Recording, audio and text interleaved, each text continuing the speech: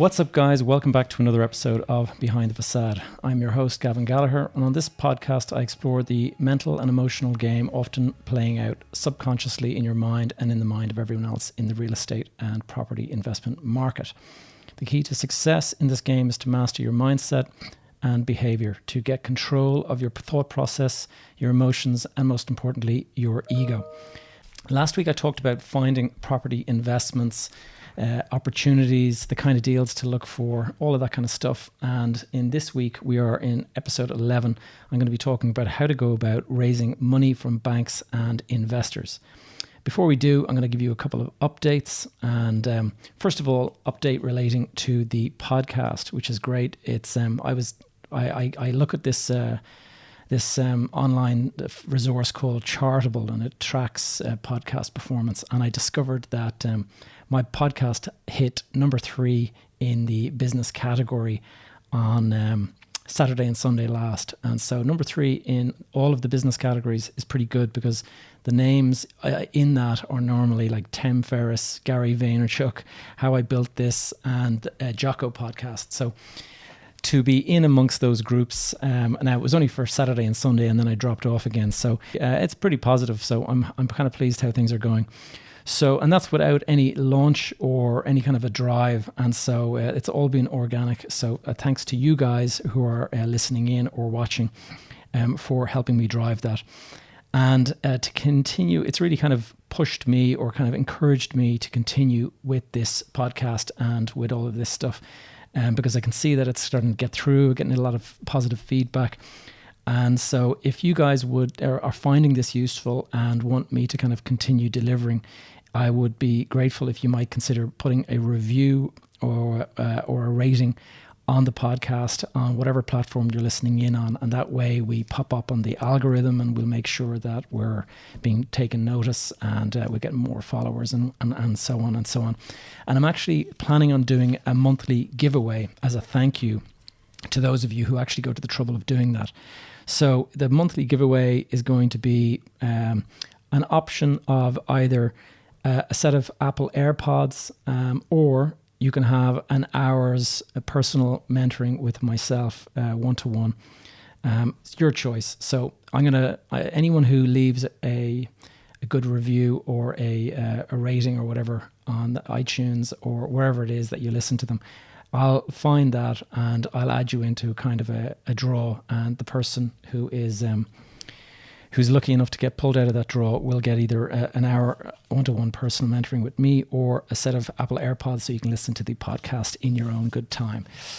Right, over to the Behind the Facade community, our Facebook group, which I'm live streaming to now.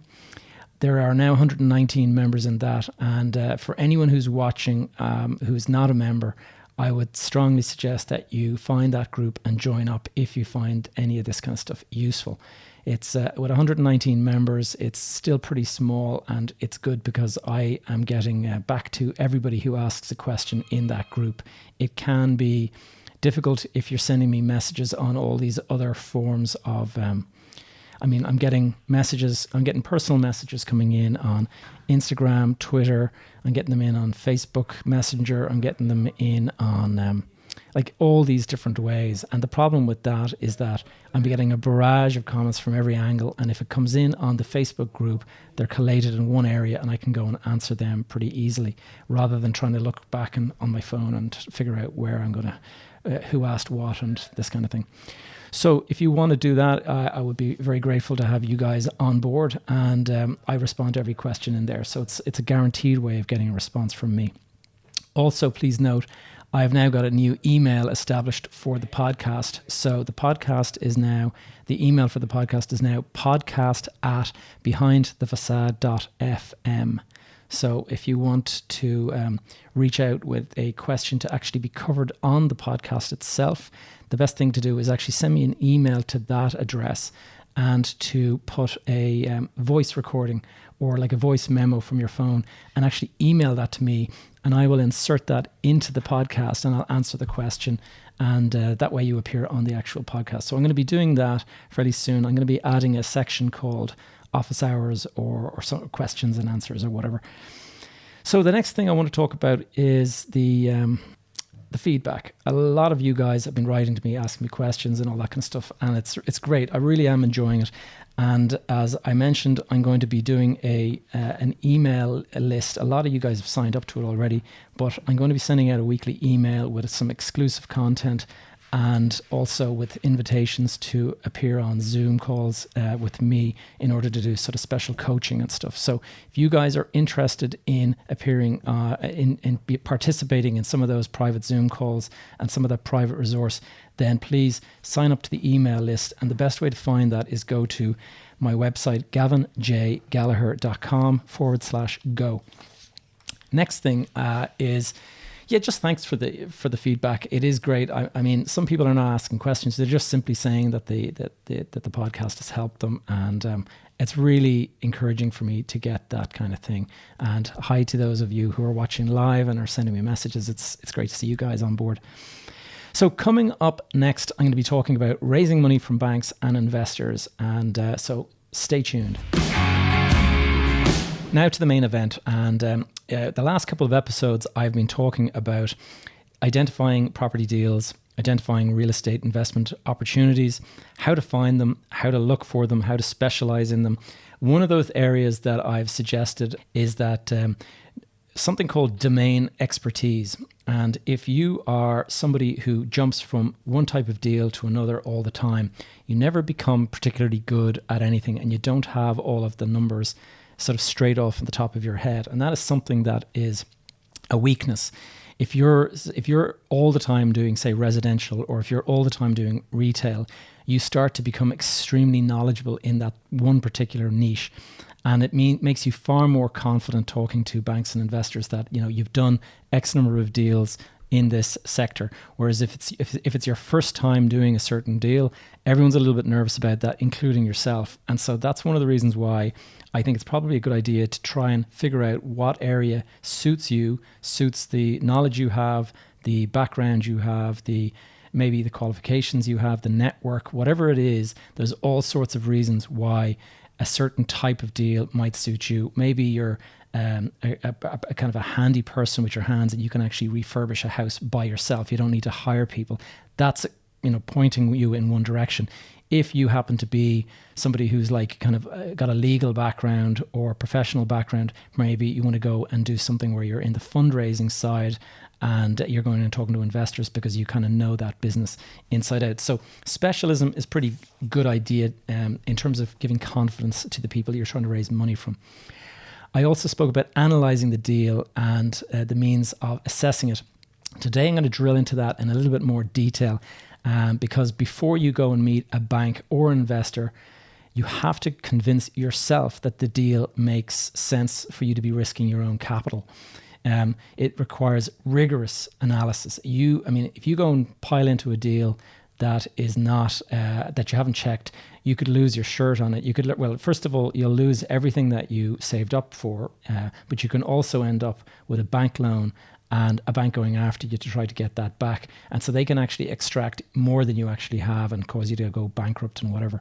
So this requires a lot of analysis at the very outset before you go and even think about approaching an investor or a bank. Because if you can't convince yourself, then how are you going to convince a bank or an investor?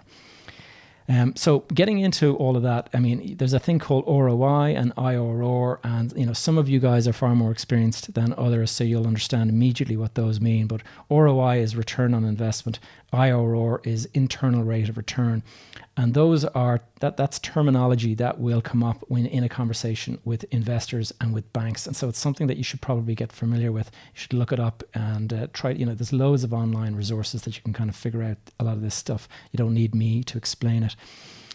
But backtracking to last week, we talked about the different types of deals. You've got residential, whether you've got flipping or whether you've got B or. That's buy, refurbish, rent, and refinance. Then you got commercial, whether that's office, retail, warehouse, whatever it is. You've got conversions from resi to commercial or commercial to resi, and you've got land deals. So those are the different types of deals. It doesn't really matter. Banks have different ways of looking at each one, and investors also have different ways of looking at them. And the rates of return for each one are better. insofar as, I mean, if you go and do a land development deal, you can kind of double or triple your money. Whereas if you do a residential deal, maybe you'll make 30% of the money that you put in. So there's different ways of looking at it, but then there's also additional risk with each of those. So it's one thing to want the big money, but it's another thing whether you're prepared to put the big risk into doing that. So this is all part of your own mindset as well. You've got to figure out what type of investor are you. Are you a passive? Are you active? Are you a person who can tolerate a certain amount of risk? More importantly, do you have the capital to put into it? And are you going to be going out to investors who tolerate risk? Because I've found in the past that investors, there can be very aggressive investors that are looking for huge returns and, like 25% on their money. And but it can be quite hard to find a deal like that unless you're in a distressed market. If you're at the top of the market, then deals like that are very, very hard to come by. And the only way you can make deals like that work is if you start stretching your deal and not really stress testing it, and you start thinking, well, if this happens and that happens, then the deal will be worth a lot more than is actually realistic. So you got to be careful that you're not over promising, because you'll end up under delivering and you'll end up getting smacked around by investors. They won't be happy about it. Analyzing the deal as a means, as a means of assessing it, we're going to drill into it. Before you go to a bank, convince yourself. That's the first point to make. When you're starting with an analysis, you start with a thesis. And by that I mean you have to have some sort of an economic story or rationale around why you believe you should be going into a certain sector. So if you decide that you want to go after residential property, and you need to have a reason why you're doing that. It's not just, well, it's all I know. It's got to be, well, I think there's a supply and demand issue. I think there's not enough houses out there. There's a huge amount of demand, and therefore I do think prices are going to go up. That's your thesis, okay? So that's what you're going to be selling as the reason for going into the market. Even if the market suffers a downturn, you might believe that it can continue to weather the storm because there's supply and demand issues. Now, there might be other reasons that you are going into it. Your thesis might be that you've got a unique network, that you have special knowledge, that you have special skills, that you are from that local area and you know all of the neighbors that are involved, and so you can put this deal together better than anyone else. There's all sorts of reasons, but you've got to have clear in your mind what those reasons are, because that stacks up as a reason why you are the best person to do this deal and not somebody else. A lot of the time, if you're just buying any property in an auction or something like that, it's not that exciting for an investor to get into bed with you in that kind of a deal, because they can just go and buy the property themselves. What extra value are you adding? So that's something to bear in mind in your whole rationale and your thesis at the outset. Once you've got that established, the next thing you got to do is start stress testing your deal. So assuming you found your deal, you have it and it matches your criteria and your thesis, you got to start saying, okay, the deal is this, I'm going to spend this much money and I'm going to end up selling it for this. However, what if the market falls? What if the market softens? What if I don't find a tenant that quickly? What if it takes longer? You got to go and add in a number of risks and just stress test your deal and make sure that you're not in a situation where you're kind of hopeful, but you haven't actually stress tested it. Because like the 3 E's I talk about in real estate are, the economy is number one, and that's one of the first things that can actually stress your deal. You have a softening of the market and suddenly you're sitting there. Now, the emotion and the ego, they're the other side, but we talked about them at the very beginning of this series of talks, and I was really talking about that's the inner game that's kind of going on. You got to make sure that when you're involved in a deal, that you haven't fallen in love with the deal and you're not allowing your ego to get involved in any kind of decision making. Remember the 5 investment risks that are out there in investment. There's market risk, there's financial risk, there's tenant risk, there's vacancy risk, and there's location risk. I already talked about them. I think it was probably in episode 8, so I'm not going to go over it now, but just bear in mind those things. And also then you've got your 3 additional development risks. So if you go and do a development deal, then there's 3 additionals that on top of those 5 I've already mentioned. You've got the construction risk, you've got timing risk, and you've got planning or zoning risk. So all of that is important to just remember that and then bring it into your analysis of your deal. And just when you're in the process of thinking about whether this deal is fully stress tested, go through each of those and see, is there a risk? Is there a risk that one of those risks comes along and bites you? So that's an important one. Then assess your thesis against those. The next thing that you got to do is look for the deal that actually fits that thesis. Then you got to go and analyze. And that is easier said than done because there's a whole lot of information you have to get. But in simple terms, what you do is you take, say, a sheet of paper or a spreadsheet on the computer, and you go through, first of all, your purchase price and the purchase costs. So say you're looking at a piece of property and it's 100,000 and you say, right, I want to buy that. The property is not going to cost you just 100,000. You got to go and pay for a solicitor. You got to go and pay for stamp duty. You maybe you're going to have all sorts of checks and stuff like that. You might have to bring a professional guy in, like an architect, to do an assessment on the property. So your all-in costs are usually going to be maybe 10%, but you should do your own review of what your local costs are. And you can talk to an estate agent about what typical costs are. I've always worked on the basis of about 11.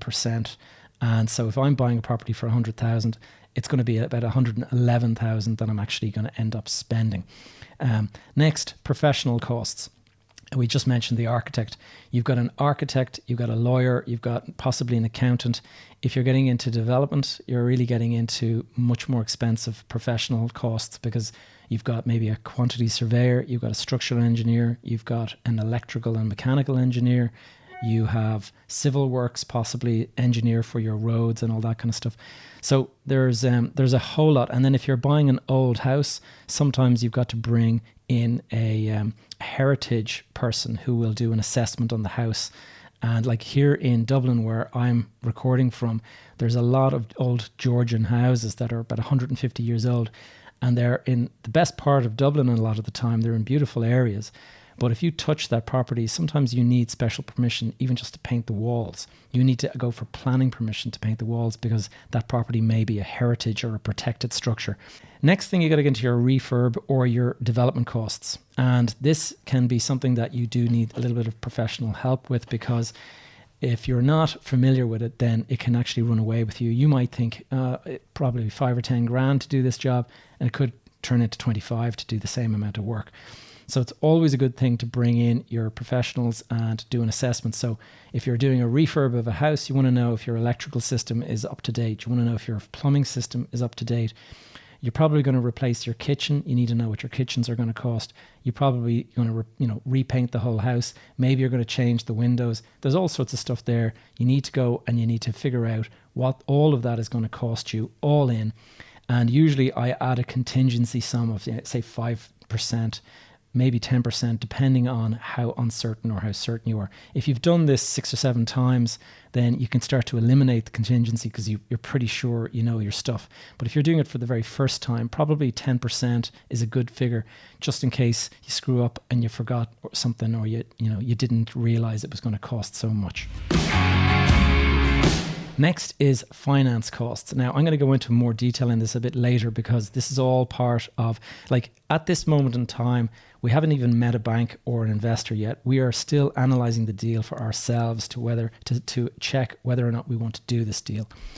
I would add in, say, a couple of lines on finance costs. Usually what I would say, I would initially base my finance costs on, I would assume that I'm going to get maybe 60% of a loan from my bank.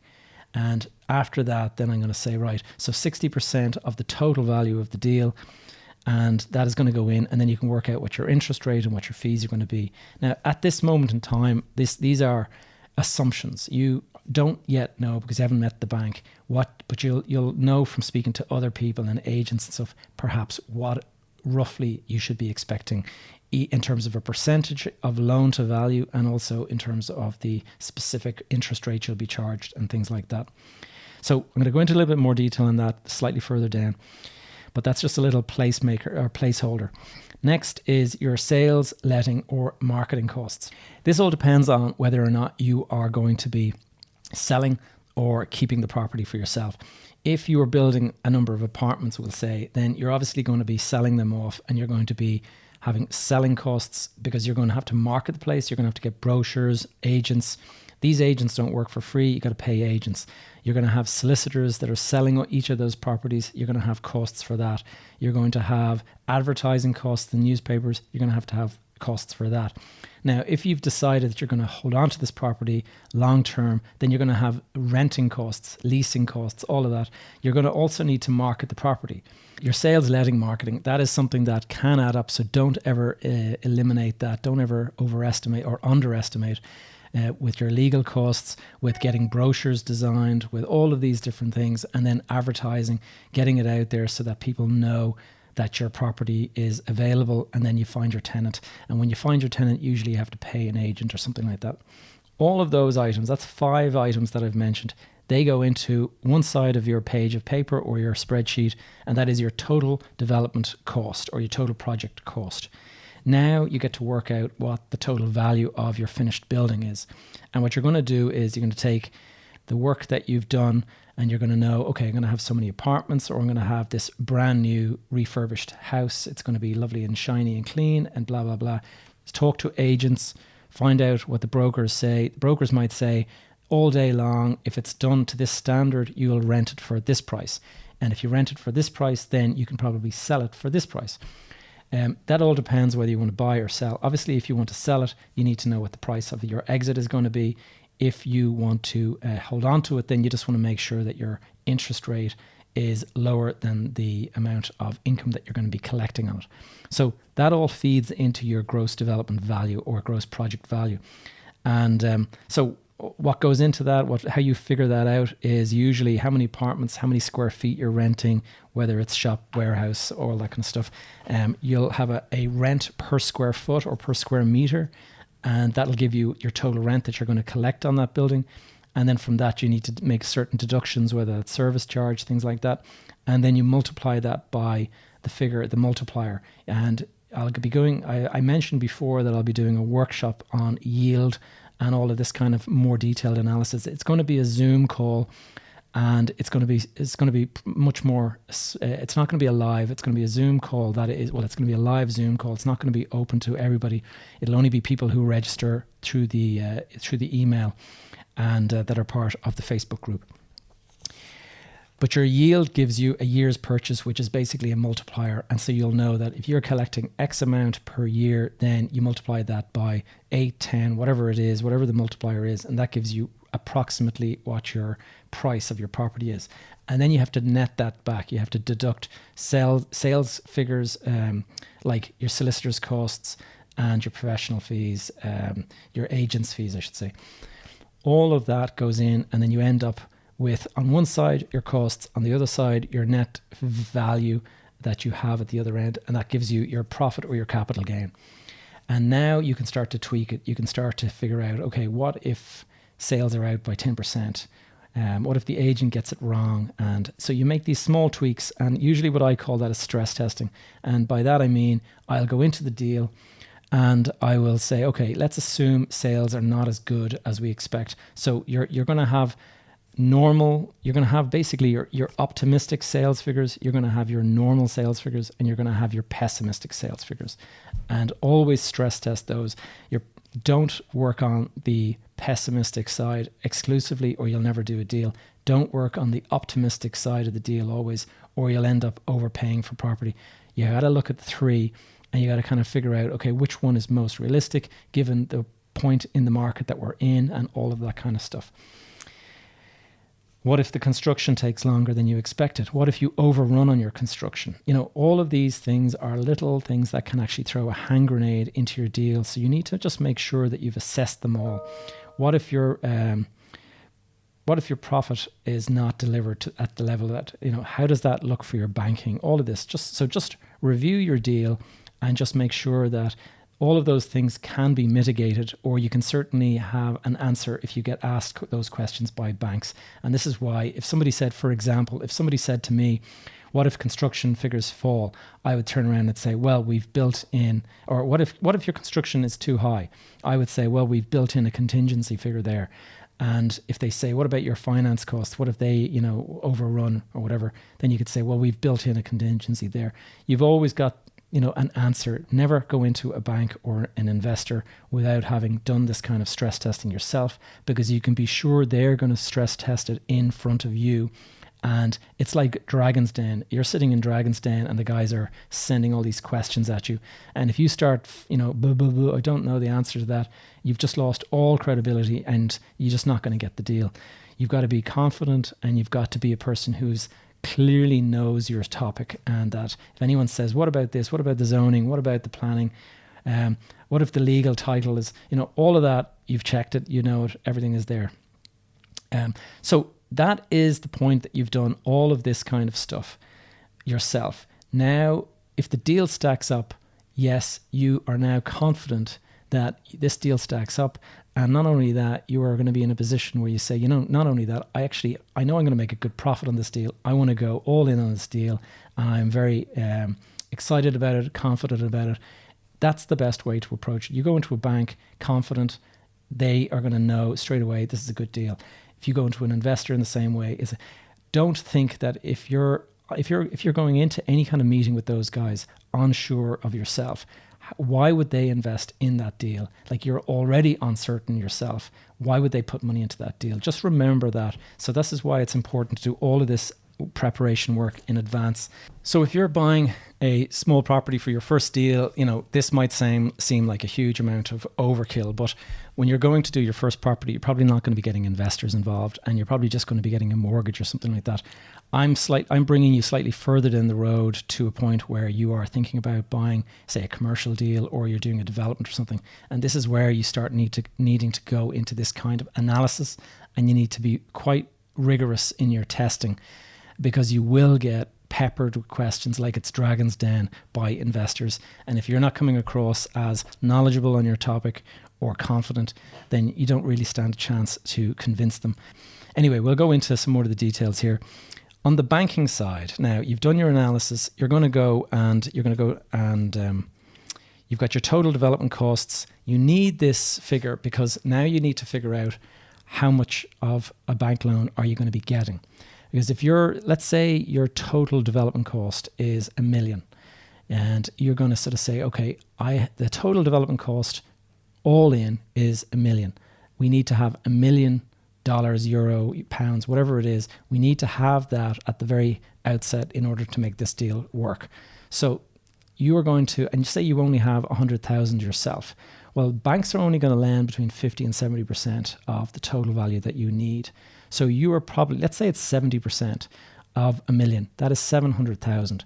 So the most you can hope to get from a bank in terms of senior debt, and senior debt means that the bank, have a mortgage on the property, and if anything goes wrong, they step in and they basically control the property completely. And so they get their 700,000 back. That's fine. You get whatever is left of that. You don't get your original investment if it's dropped or whatever. So 700,000 and you've got 100,000. So you are short 200 grand. So you now need to figure out how you're going to make up that 200 grand. And this is where I've talked about, how do you bridge that? That's not so difficult when you've got, say, partners or investors. To bridge that 200,000, you're going to get your $1 million deal all in. You've got 700,000 of a loan coming from the bank. You need 300 grand of equity. And you have 100,000 yourself, so you need 200,000 coming from some other source, and you need to figure out how you're going to do that. And that is where you can either talk to an investor, or you can talk to partners, or you can talk to mezzanine providers. Now, I'll get into that. That's a little bit more advanced stuff, but let's start with partners. With partners, you have got a situation where, say it's two buddies that you went to college with or something like that. That is probably the best partners because it's kind of informal and you know each other, you trust each other. And if each of you is coming to the deal with the same amount of money, that would be, say, a three-way partnership. So each of you has 100,000, each of you goes in a third, and that's it, the deal. Now, you might agree if one of you is driving the project and is like the project manager, maybe there's an argument for you getting a couple of extra quid out of the deal for your time or whatever, but that's something that you just need to think about depending on your circumstances. Next is investors. Now, 200,000 from investors is not in any way as simple as your partnership deal, because there's going to be legal agreements and there's going to be all sorts of terms and conditions and stuff. Investors are also looking for the IRR that we mentioned at the beginning and the return on investment. And that's based on the amount of cash that they put in. So investors have a minimum IRR or often, and that can be, say, 8% or 20%. 8% to 20% is kind of the ballpark. And they'll also sometimes consider putting it in as half a loan, half equity. So where that could be useful for you is that, say you've got to come up with this 300 grand to match the bank's 700 grand. If 100,000 of that is yours, and you've got an investor, he might say, all right, I'll put 100,000 equity into the deal, and I'll put 100,000 loan into the deal. And what that means is that he is now 50-50 with you. He's risking 100,000 to your 100,000, but he's also lending 100,000 into the deal, and he'll have like a second charge, and he will get interest on that 100,000. But it doesn't contribute to him sharing in the 50-50 at the end of the deal. Now, but he does get his 100,000 back plus whatever interest that is accumulated. And usually it's a greater amount of interest than the bank will be charging you. The next thing is, in order to bridge that gap, you have got mezzanine finance providers. And those are really expensive things, but it allows you to control the deal. And by that I mean, say you got their $1 million deal, and say it's a deal that's going to do an enormous amount of money, and it's going to, like, say, double your money, and you're going to make $1 million out of this. If you're going to make $1 million out of this deal and you're very confident about that, then you don't want to have a situation where you're only getting a third of that profit or 50% of that profit with an investor. You can go to a mezz finance provider and say to him, right, I need 300 grand. I've got 100 of my own. I want to borrow 200 from you. And that guy, now depending on the deal stack and everything like that, how it looks, he's going to lend you that money as a second charge against the bank. Now it's big risk, because if it doesn't work out, the bank takes 700 grand back, and then he only gets back his 200 if the deal is worth 900,000 or more. And so he'll get it. Now, usually these guys charge a huge amount of interest. I've paid, I think, 15% interest to a mezz provider. And but I have seen them up to like 18 and 22%. It depends on where in the market and how difficult it is to raise capital. Back in 2014 and stuff, I was looking at deals all over the place, and the banks were not lending much money. So mezz finance providers had the market to themselves, and they could lend you, at 25% and things like that. So it was a very expensive form of equity. But the good thing is that if you made $1 million after your costs to the mezz provider and after paying the interest and all that, it was 100% your profit. So you didn't have to share it with anyone. So that is the reason why you do that. But you got to be careful, because those things, the longer the deal lasts, the longer it stretches for, the more expensive it gets. And mezz finance is usually good when it's a short in and out deal and you're going to get him paid back quickly. The longer a mezz finance provider is in there, the more expensive it gets, because that is clocking up constantly. So once you have an idea of the way you want to go, you can start to prepare an investment memorandum. And this is a document that explains the whole deal. And I'll go into how that's done, but you have to become quite good at juggling in this game, because what you're going to be doing is, you've been talking to investors, you've had those conversations with those guys, but simultaneously you're also having conversations with the banks, because you need to know the terms that the banks are. You can't go to the investors and say, right, I need 300 grand. If it turns out that the bank are not going to give you 70%, if the bank are only going to give you 60%, then you need 400 grand. So you need to know, you need to be running these two conversations parallel. And obviously you don't commit to anyone. You say, look, we're in the early stages of this deal. And can you just, let's talk it through how you would approach the deal. And those guys will, if they like the sound of the deal, they say, yeah, we're interested, tell us more. And so you go off to your banks. Now, the banks will have all sorts of criteria, and those guys will expect to have, they'll have a credit report that they'll do in a credit committee, and they'll be looking at all sorts of things like the amount of interest cover, the value of the property, how it stacks against the value of the upside. And you have to build all of this stuff into your model. And so when you actually go back to your original figures that you were working on, and you start to insert these new numbers that you've gotten from the bank back into it. So that might adjust everything slightly, or it might be pretty much, if you've done this before, you've probably guessed well, and the deal might be exactly pretty much in line with what you expected. But if you're new to it, you might have assumed, say, an interest rate that's actually lower than you're getting, and so you have to readjust your figures and start looking at it again. Then you're going to need. They're also going to want to know: is this? Are you going to be able to feed the interest as it's coming every month or every quarter, or do you want that to be rolled up? All of this stuff needs to be part of your report that you're going to go to the bank.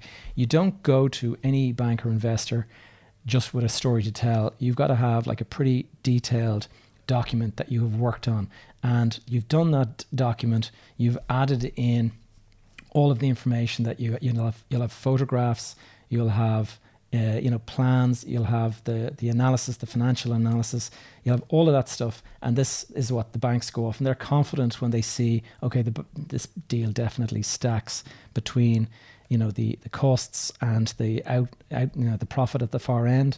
This is very comfortable, and therefore it's a safe deal to be betting on this, and that's going to happen.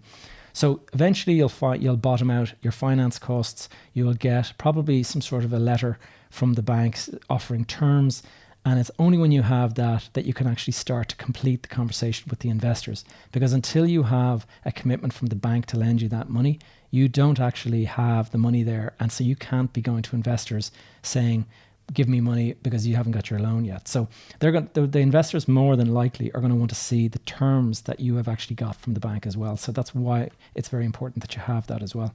Now, working with investors requires a podcast of its own, a whole workshop, because there's all sorts of stuff around legal documentation, communications, and all that. So I'm not going to get into all of that, but I'm just going to round out this conversation by telling you that your document should be very professional looking.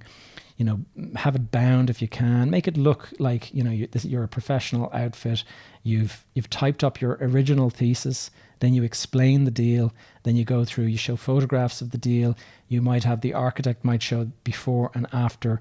All of this, you're basically telling a story. The deal is here, and when it's finished, it's going to look like this, and your profit is going to be this after you've spent so much money. So you've explained from start to finish. You'll also have a section on the risks, and so you're going to look at the 5 or 8 risks that I've talked about. Market risk.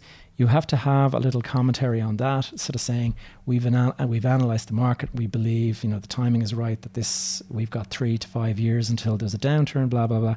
All of this stuff just helps demonstrate that you've actually given this serious thought, rigorously analyzed it, and the banks and the investors will be confident.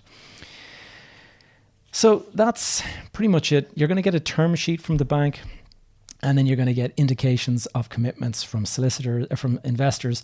And then when you get to that point, you start getting into the serious stuff where it starts to cost money at this stage, because you're hiring a solicitor to draw up investment agreements. You're going to be asking your investors to put money into an escrow account. And so if you've got a good lawyer or a solicitor with an escrow account, your solicitor, your guy will basically hold money from the investors.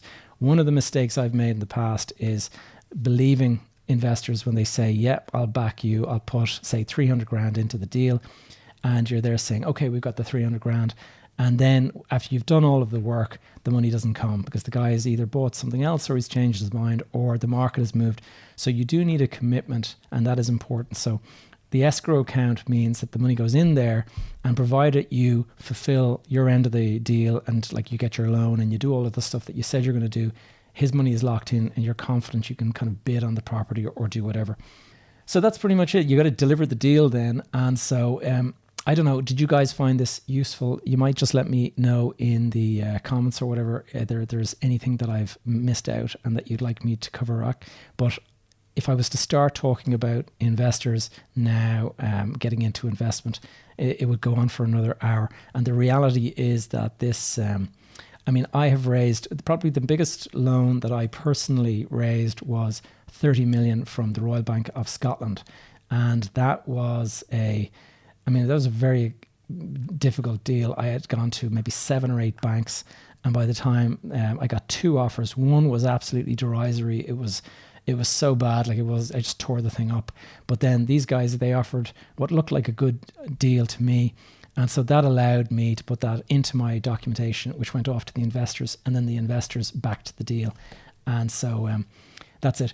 If you guys would like to participate in that Zoom workshop that I'm going to do on investors and analyzing deal and yields and all that kind of stuff, please sign up to my email list. That is going to be found if you go into gavinjgallagher.com and then /go. It'll bring you in and it'll show you exactly what it is. The email list is there. You sign up to it, and then I will be issuing an email out to you guys sort of saying, right, here's the sign up for the Zoom call. Please add your names, and then we'll start getting into it. That is it for episode 11 of Behind the Facade. Thank you so much for listening. If you found this podcast or this episode useful, please consider sharing it out to a friend and leave a review for me on whatever platform you're listening in on. If you have any questions or topics that you'd like me covering in future episodes, please leave a comment on our Facebook page, Behind the Facade. If you're there, while you're there, please leave a comment. Just tell me where in the world you're listening in from. I've been getting some great comments from people like in Kuwait and Johannesburg and stuff. So it really is interesting to find out where you guys are listening in from.